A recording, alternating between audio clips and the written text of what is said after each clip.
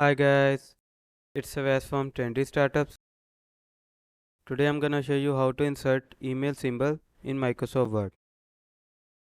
So let's get started. Simply open the Microsoft Word.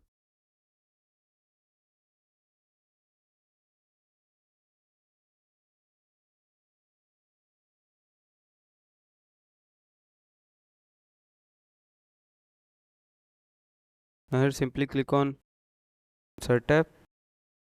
Here you can see the option of symbols. Click on symbols. Click on more symbols. So in font you have to select this. In subset you have to select this extended character plain one.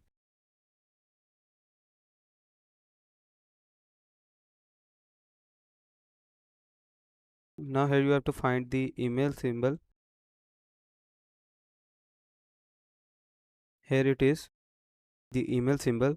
So simply click on it and click on insert.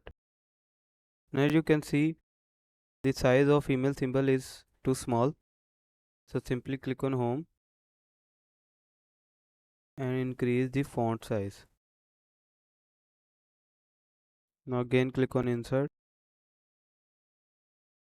Now here you can see our email symbol is added.